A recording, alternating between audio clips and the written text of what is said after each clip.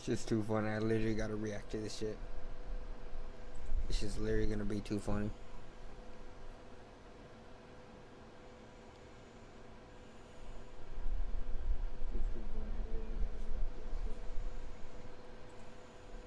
It's literally gonna be too funny. It's fucking breaking every SpongeBob accidentally fished. Wait for the fucking shit to come out. Let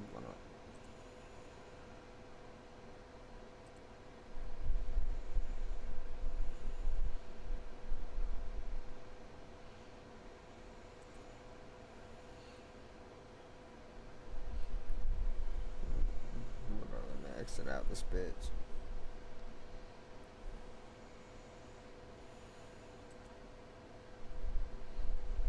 Let me exit out this bitch.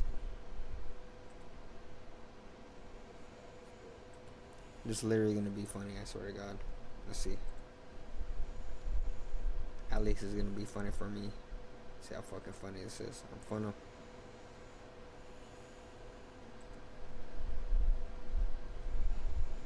See.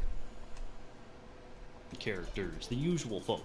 You read the title, you already know how this is gonna work. I'm ranking each and nearly every incidental because I have nothing better to do with my life. Rankings are based on how much I like each This fish, nigga's a savage. design, coloring, and most importantly, personality. I'm going He's back there. Watch. every incidental because I have nothing better to do with my life. Rankings are 141, based on how much I like each 041, fish, including design, coloring, and most importantly, personality. I'm going down the current list on the SpongeBob Wiki, so the expected order might be a bit different than what you think. Whatever, yada yada, time to lose my mental health for the next hour or so. Also, one of my viewers left a comment saying to meow if I like SpongeBob. You really think I'm gonna meow? Final note, if my voice sounds a bit scratchier or scragglier than usual, blame that on Pool from Yakuza 5. It's gonna be 41-01. Number 1. Who better to start this list than Fred? This legend first appeared in Reef Blower, all the way back in Season 1, and nearly got into a wreck. I guess his leg does go all the way back, huh? What do you expect? He's a fan favorite. Easy S tier. Number 1D. So a good chunk of the incidentals have colored variants, denoted by the letter after the number. I'm including 1D because he is A, the screaming guy from Something Smells, and B, labeled by the SpongeBob trading card game as Troutenheimer. He's been a Scotsman and an old graduated friend of SpongeBob. I also associate him pretty closely with the dark ages of the show. You know, he showed up a lot in mediocre episodes that were kind of frustrating, like the Plays the Thing. He's getting a B for bomb. What's going on? Yeah, I don't know why he's named that either, but he's on pretty thin ice. Number 2. This is the most regular fish you can get. You have any fond memories of this guy? I can't recall any, to be honest. I think he got shot into the air in Culture Shock. I think. Middle of the road, C tier. Not great, not terrible. He was also supposed to be the fish with Fred in Reef Blower, but instead got replaced by number 3. This guy also doesn't stand out too much, though I do have to give props for the really cool fins on the back. He feels more like a fish than anyone else, probably due to those eyes. Another middle of the road, C tier. Number 4. Ugh. This barnacle head. So on the surface, or shallows I guess, incidental number 4 seems perfectly normal. But the more you dig into him, the worse he gets. This is one of the idiots who wanted Bubble Buddy dead. He tries to skimp out on saving SpongeBob in Pre-Hibernation Week, and he insults Sponge in Woodstruck. He was also featured on Fancy Living Digest, leading me to wonder if this fool is rich, or just a really pompous jerk. I don't think any of the other fish are actually friends with him, especially when number 2 swipes his piggy bank in fun. D tier. Jerk. Number 5. He's a bit of a pushover, but seems like a decent enough dude. Also, he is one of the usual couple characters we see. In Mermaid Man and Barnacle Boy 5, he's chilling with another fish at Makeout Reef. Makeout Reef. Good times. Good times. Solid C tier. Number 6. Same league as Fred. You know this guy. The chocolate guy. Tom. He learned about the talking dog at the Shell Shack, which was singing, and had a different color to him. As much as we love this guy, let's be real. He has the worst anger management in the entire town. He yelled at his kid for ice cream, chased our duo around for chocolate, and was quick to jump the gun on Bubble Buddy. I'm really hoping this isn't a trend of everyone hating on poor old Bubble Buddy.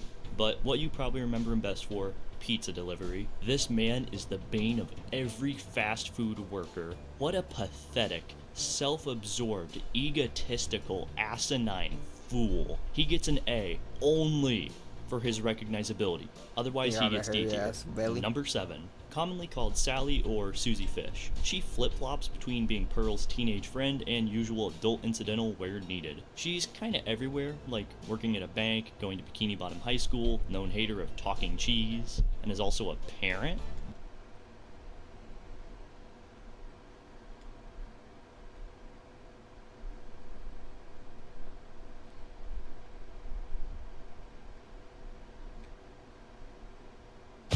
You've made it to the belly of the beast. Very few come this far.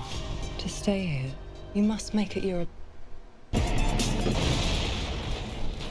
Today, ladies and gentlemen, we're going to be speaking about something that every inmate has to see before they go into prison. The PREA tapes, Prison Rape Elimination Act, is what PREA stands for, and they have a little tape that they play every inmate before they go into the cell blocks of some of the red flags Don't be or a signs victim. that maybe an inmate is trying to take advantage of you sexually. It happens all the time. As those guys are watching the God. tape, trust me, somewhere in that prison it's going down. But that tape is kind of old, you know, and when people watch it, it's almost like it's from the early 90s, late 80s. The video that we're going to be watching today is more of a modern version. And you know, a lot of people in the whole prison genre, man, they kind of laugh at this topic. But deep down, you know, it's actually a pretty terrifying situation. A lot of people thought it would never happen to them, but unfortunately it has. Shoot, not to mention I've had someone on from New York that said the guy tried to do it to him. He had to slash him across the face, man. It's a pretty crazy story. Go run it back if you ain't seen it. But let's get into it. If this is what you're into, all things lockup and crime related, then this is where you want to be. Tap that like, subscribe, notification bell before you leave, and check out my playlist with many more videos for you to start watching today. Alright. New York State Prison. Look at those greens, those collard greens. Everybody playing their part. I was 21. I was 23 years old when I first came in. 28 years old. I was 30 years of age. 44. I was 20 years old. I was 18. 19. 19. 40. 26 years old. When I first came through the system, I was 16 years old. For a young person who's not street smart, coming into this situation, it's a culture shock. Even if you are street smart, it don't matter, man. You're about to be in for a treat. I thought I was good at lying and manipulating on the streets, man. Ain't nothing compared to these prison inmates. Man, my dupery increased by 300-fold when I got to prison. Started learning the ropes and the tricks of the trade of these convicts, man. I'm trying to tell you, don't trust none of them, except for me. You can always trust and lean on me. But I had street smarts, man. I was out there ripping and running with the best, most evilest of them. Still didn't prepare me for the mentalities of those convicts. I had never been incarcerated before, so I was a newbie. I was scared to death. All these guys' voices sound like they, you know, are very intimidated while doing the video now, probably decades after coming in their first day. So I can only imagine what they sounded like when they were 18 or 19, right? I had never been incarcerated before, so I was a newbie. I was scared to death. The stories that I had heard, people being robbed and the chaos that was taking place and, you know, the stabbings. And so all of that type of information scared the life out of me. A lot of guys, you know, looking at you and trying to read you out and stuff of that nature. True. So I was kind of scared when I first came to prison. You know, and I have a feminine voice with feminine attributes, even though I'm, you know, a straight male. So I feared that I would have problems. Yeah, this guy, for Yeah. sure, like I said, inmates judge a book by their cover, man, and he would be prime real estate, man. Fuck That's yeah, a no fact. problem, Someone's fuck gonna try yeah. to own that. I'm guessing they probably did So try this weird. while he's on this episode. He'll probably speak about it here soon, but yeah, if you sound feminine, move feminine, man, look, guys ain't been around women in a long time, so when they see that, even if you're not swinging that way, man, they're gonna want it in their life. They're gonna say, let me push this guy over the edge. He's already halfway there. This is the #1 way that someone will come at you in prison. Unless you look super weak and terrified and they know it, then they'll take it by force and just be straight up with you. But most of the time, these guys are gonna befriend you. Act like they're not on that type of level, man. And slowly but surely, as the years progress, you'll become his woman. I've heard so many stories about prison. You know, scary stories. I was more afraid of the things that I've heard about prison. When we're down there in the Rock, we want to tell war stories, and we want to, you know, a guy wants to sit and listen, and all the war stories are not always good for the heart. Nah. I didn't know what to expect. All I seen stuff on TV, and I just knew that I didn't want to be a victim. Initially, when I first came into prison, I was afraid to an extent, and the way I handled my fear was to be very aggressive. Okay, everyone that they see that they think, you know, are looking real mean and rough and tough, when they go behind themselves, when they closes that cell door at 10 o'clock at night, they're crying, you know, they're, you know, say, phew, I got through that day. I don't know about that because, you know, sometimes I was around some killers, man, some treacherous individuals. But there was plenty of times, I say more times than none, 95% of the time, I'd go on my cell at the end of the night, close it, and be like, man, I can't wait to wake up and hit poker tables tomorrow, you know? So I don't know what he was talking about, man. You know, I'm sure there might be some guys in some places doing that on a regular basis, but for the most part, man, if you follow the process, you're gonna fall right in line and become just like the regular old inmates. Just takes a little bit of time at first, man, you know?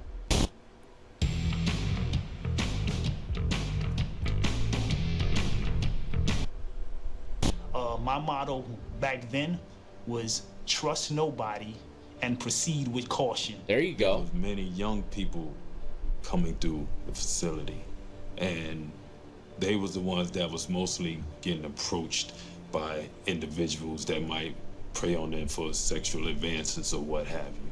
And that's a fact. The young guys are the key to these type of individuals, man, because they know they're naive. They ain't gonna try it on no 40-year-old guy. They don't know nothing about him. He could have been to prison 3 or 4 times already. They're gonna do it on the cat that they can tell has never been there before. Ain't got a lick of facial hair. Just got some sprouts under the arm, you know, and they found that out because they did a drive-by while he was taking a shower. Wait till you're soaked up, go past the shower and take a glimpse in. And you would never expect some of these guys, man. You would never expect that. Play spades, poker, and everything with them, man. You have no idea. But just by seeing it made me, you know, approach all these individuals totally different. When I first came to jail, this is 1979, 1980, 1981. Times was much more different. A lot of extreme violence. Yeah, see, just by the tone of his voice, very soft and well-spoken a bit, I guess. Maybe it's changed a little bit throughout time, but if I were to put all my money on the line, it was even softer when he first came in, man. And that's what these guys love, is the soft tenderloins. A lot of extreme violence. There was rape. Today we don't see that much of it, but it happens. Damn. It's more disguised in friendship. I'm done. I'm trying to fucking laugh.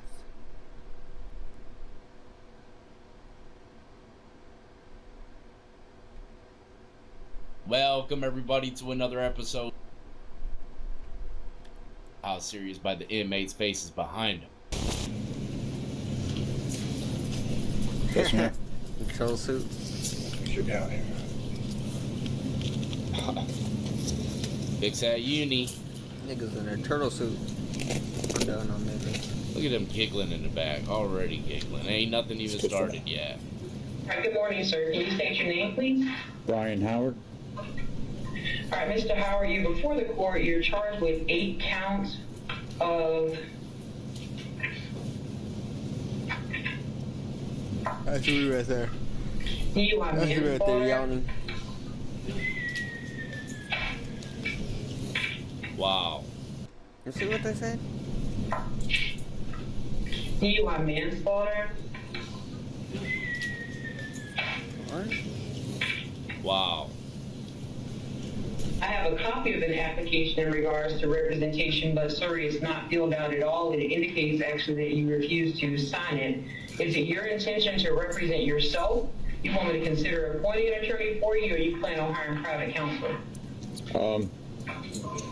A public defender. But did you hear what he's in there for? 8 counts of DUI manslaughter. Are you employed, sir? Self-employed. And where are you self-employed? What business are you running? BHN Maintenance. It's called It's called BHN Maintenance. I paint and drywall. And how long have you been self-employed, sir? For about 7-8 months. And how much do you make on average per month? $1,200. Do you have any dependents that you're supporting out of that? No. No, ma'am. Do you have any other assets that you own? No, ma'am, not at the time. And do you have any money in the bank? Yes, ma'am. And how much do you have? $700.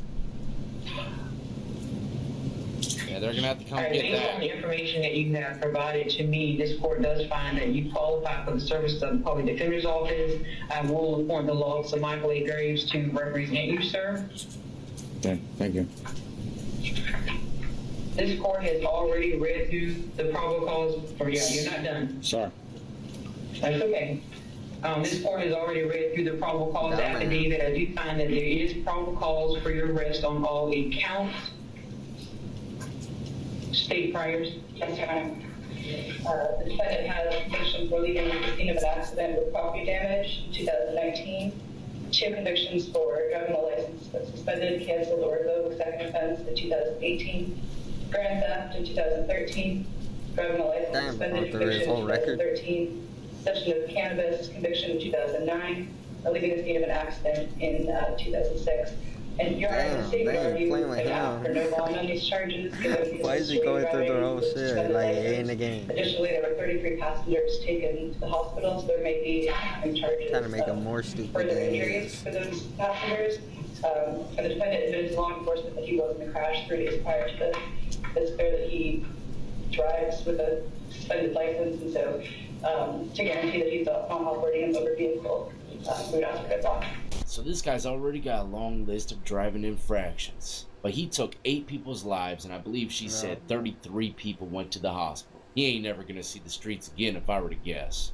Next up, I don't know what's going on, but the way that this officer rolls up to the scene, I don't know what I would have done if he did it to me. Oh shit. Thank you. There he comes. That took a minute. You, I don't care. Get out of here. What are you hating? What are you hating? What? Go that way. I don't have to. I didn't do anything wrong. You're in there. So what? Okay,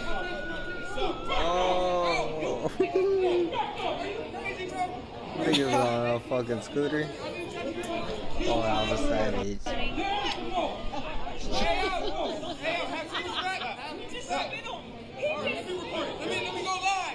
Oh man, oh man.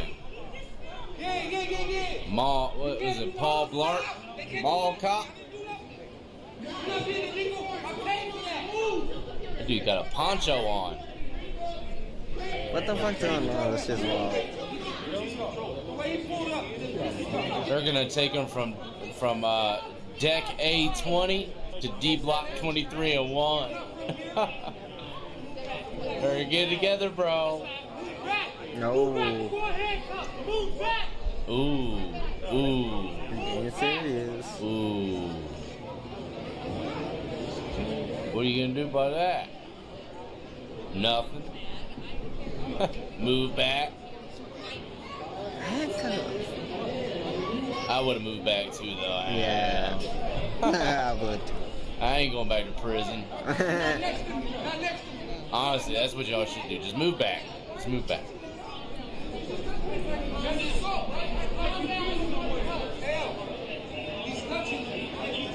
Oh, man.